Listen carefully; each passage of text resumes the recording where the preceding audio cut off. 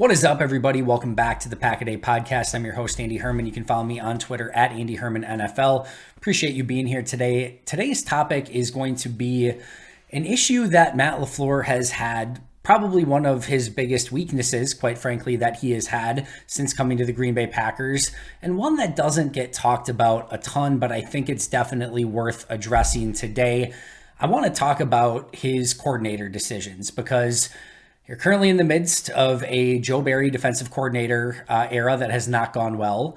He's already actually on his third special teams coordinator, despite this only being his fourth year as head coach. He's on his second offensive coordinator, although that's of no fault of his own, with Nathaniel Hackett getting promoted from offensive coordinator to head coach. But his decisions along the way and some of the options that he had, and I think just some of it's not just on Matt LaFleur, it's on the Packers organization as a whole, but just some of the ways that the Packers have gone about vetting coordinators and ultimately who they've ended up with has been far less than ideal. So I wanted to address that today because he's going to have another major decision in 2023 when it comes to Joe Barry. So we'll go over that as well, but I want to start with the special teams coordinator because I actually think this is probably the best example, although there's going to be a good talk when we get to defensive coordinator as well. A lot of you may know this, but some of you will not. When Matt LaFleur was hired, they brought in multiple special teams coordinators, candidates to potentially fill that job. And one of those special teams coordinator candidates was Darren Rizzi, who was a longtime respected special teams coordinator with the Miami Dolphins. He eventually would sign with the New Orleans Saints as their special teams coordinator, but he was in Green Bay, interviewed. Green Bay wanted to hire him as their special teams coordinator. The report and story goes that Green Bay lowballed him for the offer, that he left town without a contract and then eventually signed with the Saints, which left the Packers with Sean Menenga. This was really the start of what has been not a great trend for coordinators in Green Bay.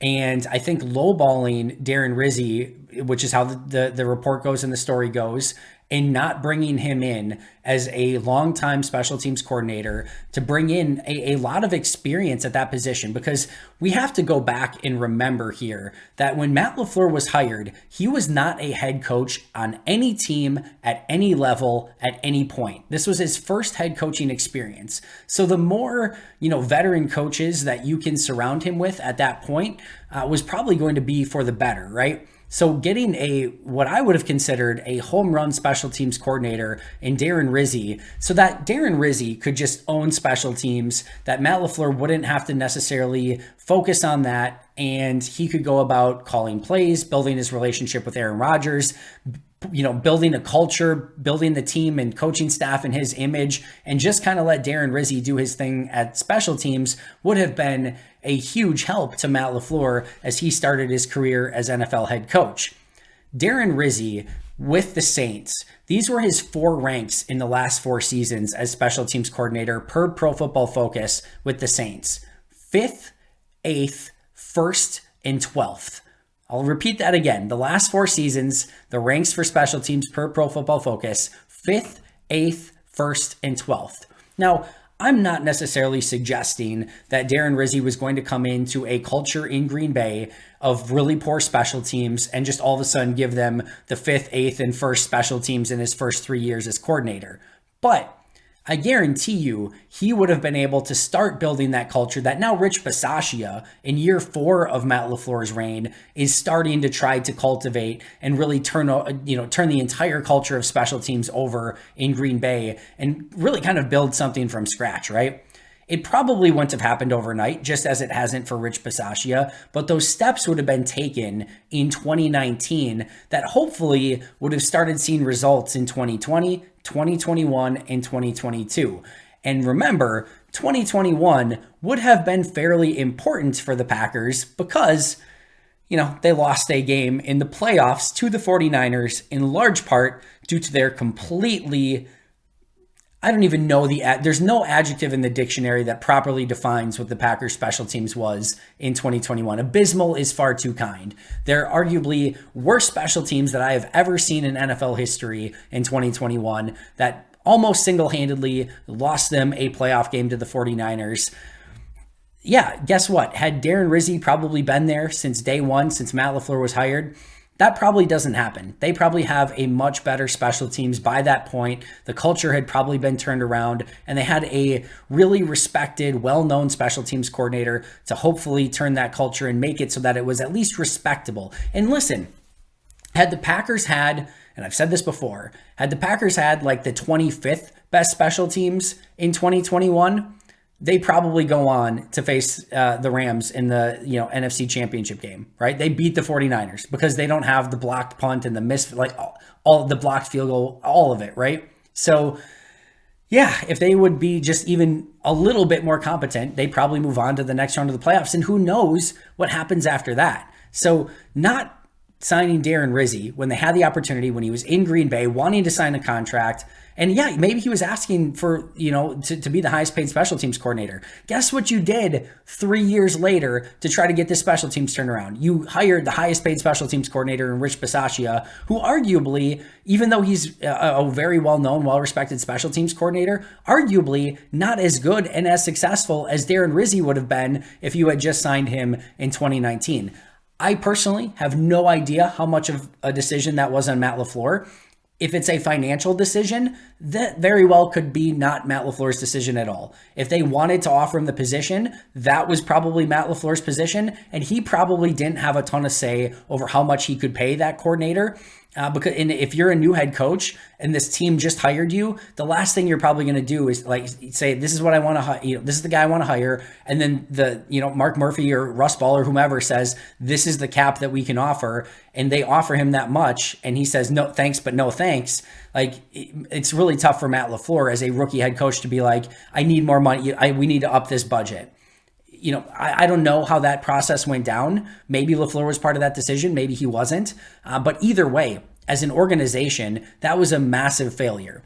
And instead, you get Sean Menenga in 2019 and 2020, who had two very bad seasons as defensive coordinator. And I, the idiot that I am, in 2020, after the 2020 season, when the Packers moved from Sean Menenga to Maurice Drayton after an abysmal 2020 special teams, I said the magic words, well, at least it can't get worse in 2021.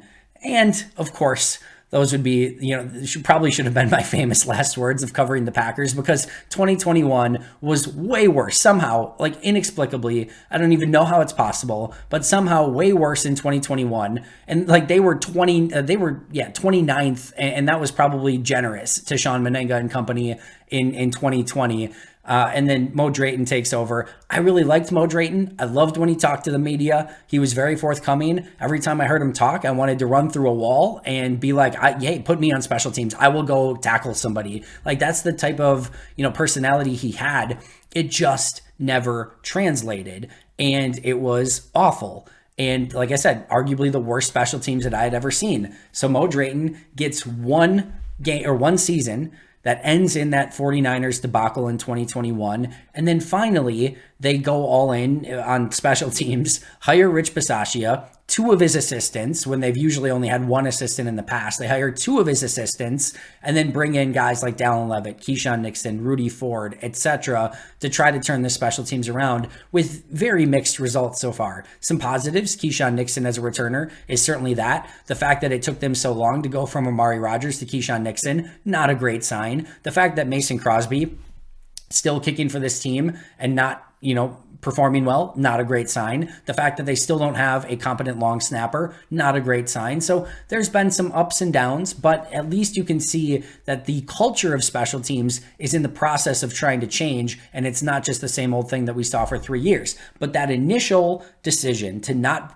get Darren Rizzi signed on the dotted line has set the Packers back arguably 3 seasons, and maybe the 3 most important seasons of Matt LaFleur's career, the 3 seasons where he had Aaron Rodgers playing well, that they were in the championship game, and then a divisional round game at home with the opportunity to go to a championship game at home. That special teams was never good enough in any of those 3 years, which put Green Bay massively behind the 8 ball as they try to compete for a Super Bowl, and ultimately cost them mightily in 2021.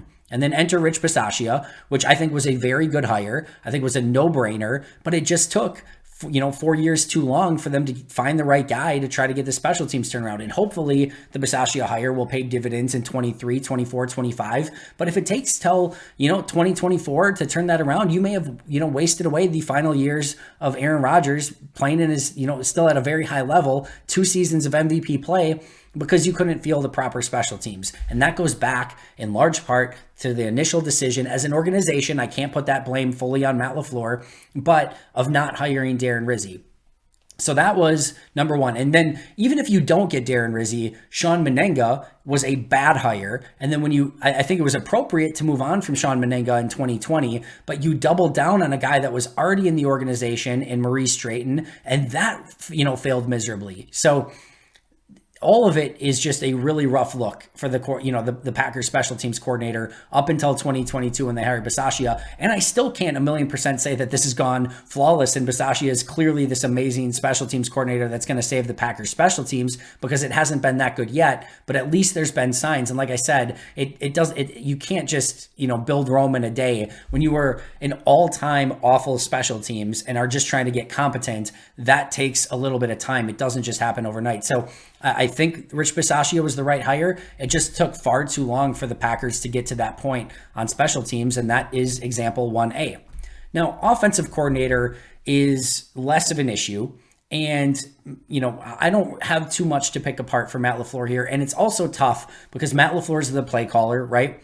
And he's basically the de facto offensive coordinator, and Aaron Rodgers also has a ton of say in the game plan as well. So how much impact Nathaniel Hackett and Adam Stenavich have had on the actual coordinating and play calling and game planning, etc., is really hard to identify.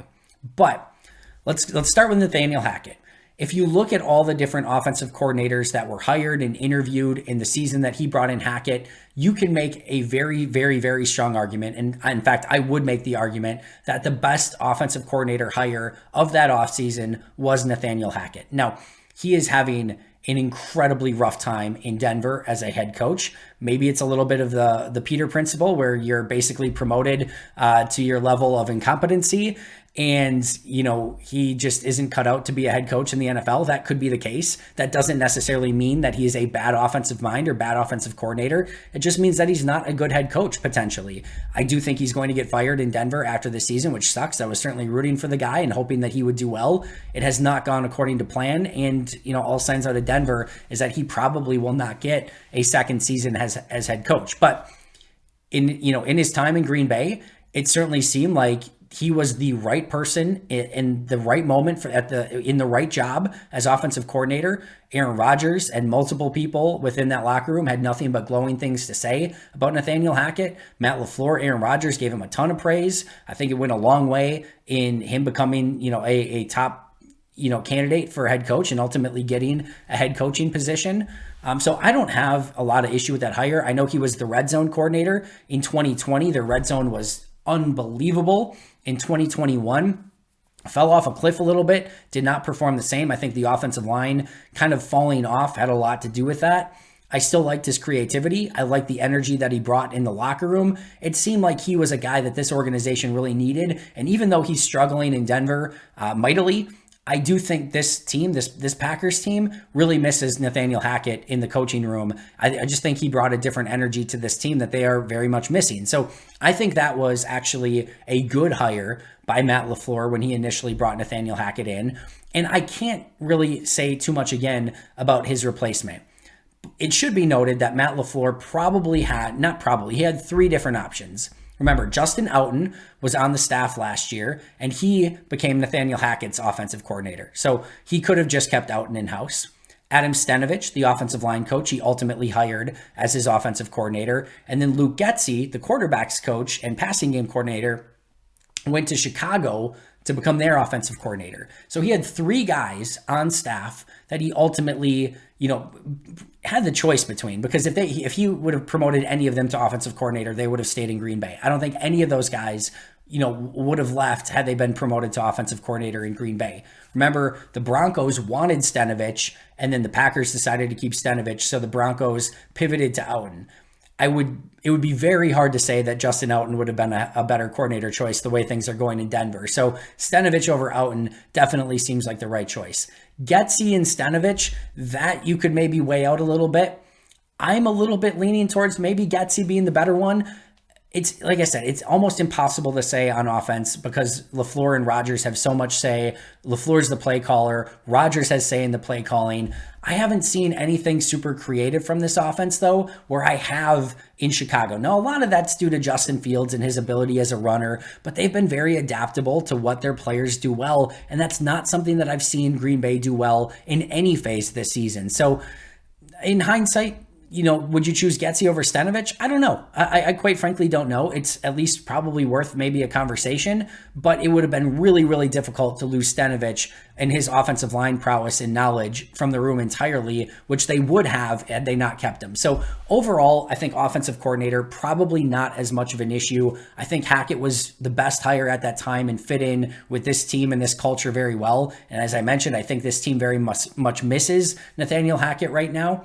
And it's near impossible to say how much impact Stenavich has actually had as an offensive coordinator. I would like to see a bit more creativity. I think the offensive line has taken a hit since he moved to offensive coordinator. I'm sure he's been spending a lot more time there recently. As Matt LaFleur said, he's always been involved in the offensive line room still, even as offensive coordinator. But I do wonder. I don't think his job's in any jeopardy at the moment at all. If they lose the remaining 4 games and their offense looks atrocious, anything is on the table at that point. But at this point, I'd be pretty surprised if Adam Stenavich didn't stay back. And I can't look you in the eye and tell you I have a good feel either way if Stenavich is actually a good coordinator, a bad coordinator, or anything in between, just because I don't know how much say he actually gets when it's really LaFleur and Rodgers running so much of the show on offense. So we'll leave offensive coordinator there. Special teams coordinator we discussed ad nauseum. And then defensive coordinator is another really interesting one. So let's start with the initial decision. And I should point out here too, and I meant to mention this at the onset, but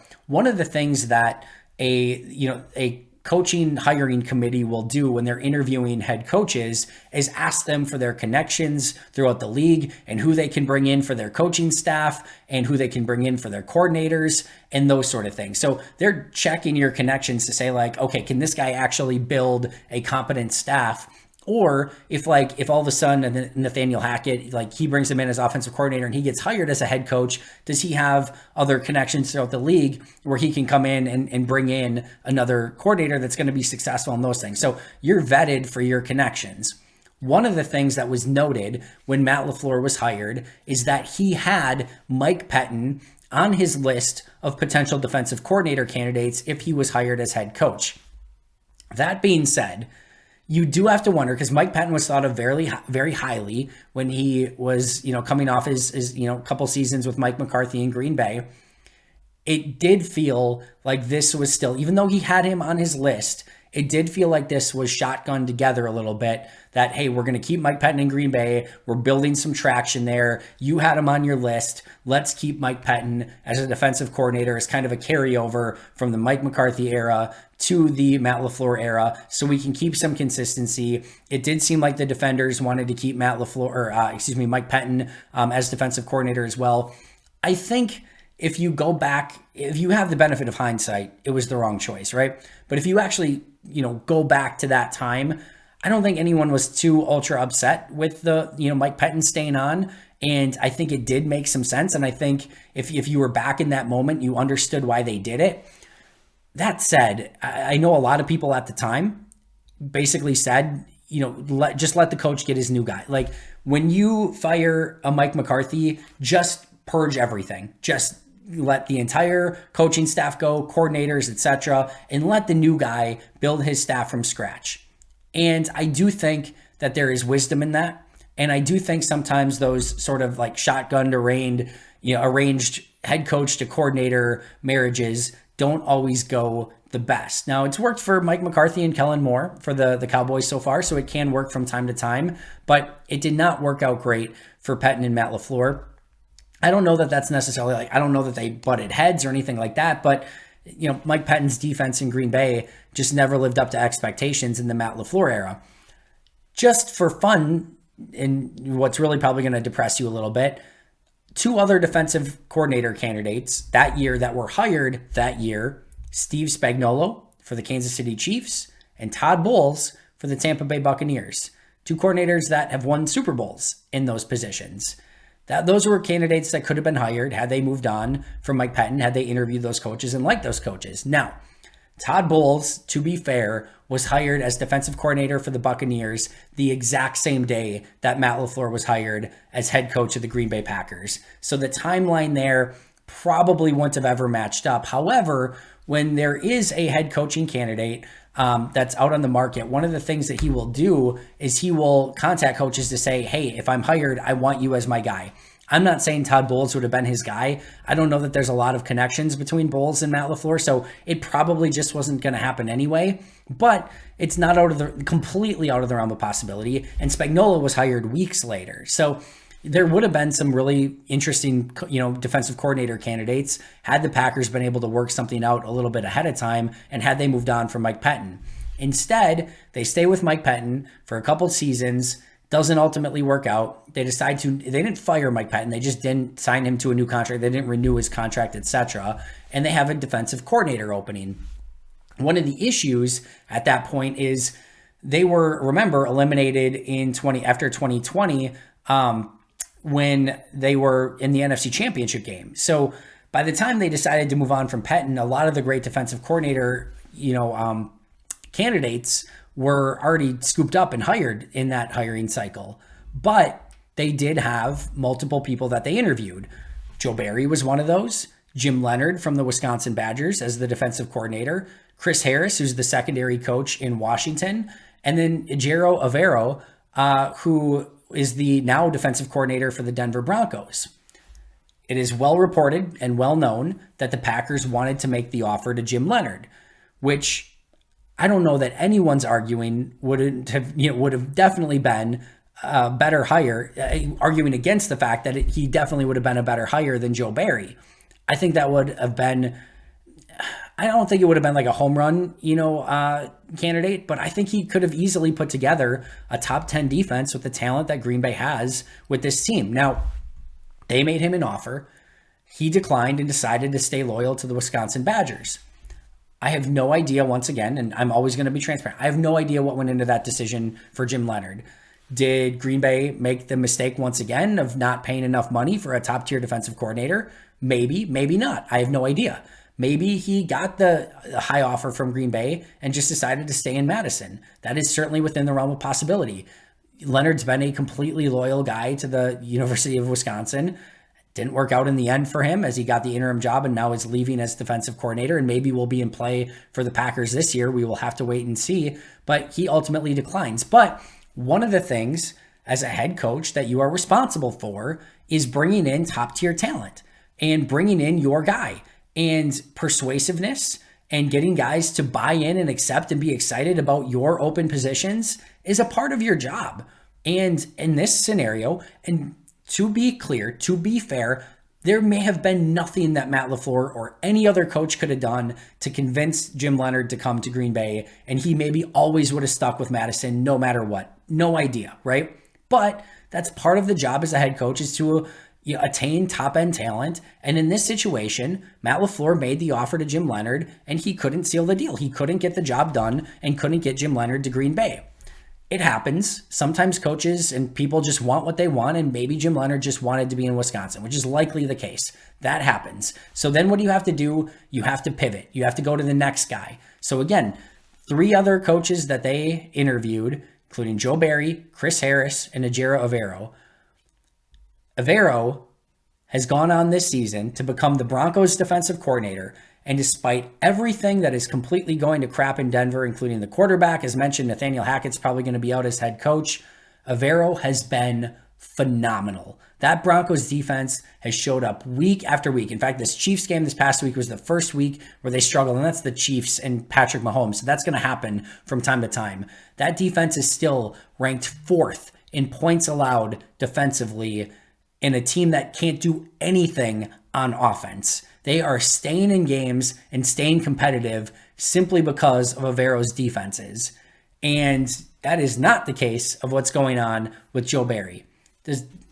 If you had to ask me right now, I know Justin Simmons, really good safety. They've got, Surtain at corner. They've got some nice players. They trade away Bradley Chubb. Their defense still keeps chugging along. Like, if you had asked me which defense has more talent, I'm probably going Green Bay, especially when they had, Rashawn Gary. If you go back to last year's defense and some of that, I think Green Bay's defense has more talent. And Avero is getting his Broncos team that can't do anything at offense as the fourth best defense in points allowed per game. They made the wrong hire. They had two options. They could have gone with the retread in Joe Barry, or they could have gone with the, flashy new younger defensive coordinator who came from that same Brandon Staley defense. Both Barry and Avero did.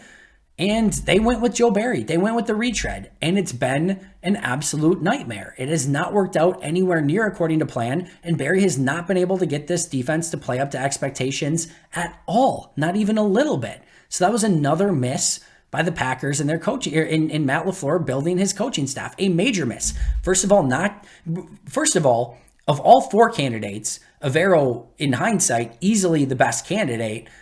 Secondly, they make the offer to Leonard first. You can't get the deal done with him. And then even when you pivot, you pick Barry over Avero, which again, in hindsight, is a nightmare decision. So special teams coordinator, you miss on the first guy because you lowball. And then you hire, you go 3 years, two awful coordinators in Menenga and then Drayton. And then finally, hopefully get it right with Rich Bisaccia. I think Hackett was the right hire at the right time and for the right reasons. You move on. Tough to say. Your take is as good as mine on Stenovich, over Getsy or, anything else they could have done. Well, it probably just is incomplete and remains to be seen at this point. But I will say as well, if everything else is, if Matt LaFleur's been awesome at hiring defensive coordinators and awesome at hiring special teams coordinators, you probably don't even think about Stenovich right now, right? You're just all right, we trust Matt LaFleur. He knows how to find guys. I can't point to anything with Stenovich that's he's brought something entirely new and exciting to this offense, and I feel really good about that hire. I feel really good that they were able to keep him for his offensive line knowledge and ability to coach offensive linemen. I don't necessarily know that I can point to anything else and be Steno's done a really great job with, revolutionizing this or revitalizing that or anything like that, right? And when you see the issues that they've had at special teams coordinator and defensive coordinator, it makes me kind of question, all right, is Steno any good at offensive coordinator? And then defensive coordinator, the Mike Pettin shotgunned marriage between the former regime and the new regime, probably not the right way to go. Maybe missed out on Steve Spagnuolo and Todd Bowles. And then eventually you move on from Pettin. You have a chance at Jim Leonard. You have a chance at Avero. You don't get either of those guys. You end up with Joe Barry. And now, as mentioned earlier, the Packers and Matt LaFleur will have another major decision at coordinator. As mentioned, unless things go terribly the rest of this season on offense, my expectation would be that Steno will be back.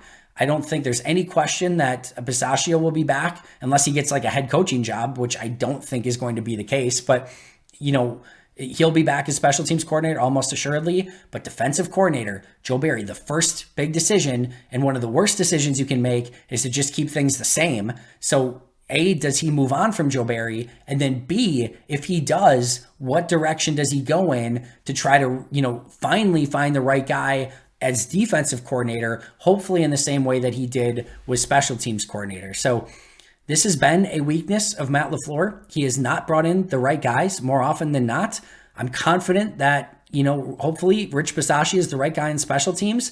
I'm unsure at Steno at offensive coordinator, and he's probably going to have an opportunity to try to right the ship again at defensive coordinator, and he has to get that hire right. The last thing I'll say really quick is that he also has to be a little bit careful because coordinators are going to start realizing, all right, who's the person constantly taking the fall in Green Bay? All right, when special team, when the team has struggled, they fire Menenga, they fire Drayton, they fire Pettin. They're probably now going to fire Joe Barry. It'll be Matt LaFleur's 5th year in Green Bay next year. And he will, if they end up firing Joe Barry, and I know Pettin technically wasn't a fire, but everyone's going to view it as a fire. They will have fired 4 coordinators in 4 completed seasons under Matt LaFleur. That seems to be the scapegoat, right? When things go wrong, we're firing the coordinator. So if I'm a coordinator and I've got a choice between maybe staying at Wisconsin or going to Green Bay or going to another team and going to Green Bay, I might think twice and say I like the Packers and they've got a lot of tradition and history. It's kind of cold up in Green Bay. And every time something goes wrong, you fire the coordinator. I don't know that I want to go there. So Matt LaFleur is going to have to be a little bit careful that it's not just constantly the coordinator that's a scapegoat. And that's why it's so important to get this next hire right, because ideally you would like to have Bisaccia and Steno if he does well. And, whatever your next defensive coordinator is, ideally you'd like to keep them for the next 3 or 4 seasons and get things going in the right direction on offense, defense, and special teams. But if they keep having to fire coordinators, that's going to raise some alarm bells and red flags for other coordinators as they look for jobs and start interviewing with Green Bay and might be saying, hey, what makes me think that I'm going to be able to stay on in Green Bay when every time something goes wrong, they fire a coordinator? So that's going to do it for me today. I know a little bit of a sobering episode, not the most fun, sexy topic in the world to talk about coordinators, but one that's important to discuss because, as mentioned, Matt LaFleur will have a major decision with Joe Barry in the offseason. Thanks so much for joining me. Always appreciate you. I'll be right back here tomorrow with an all-new episode. Please, please, please hit subscribe if you haven't already. But until next time, and as always, go Pack Go.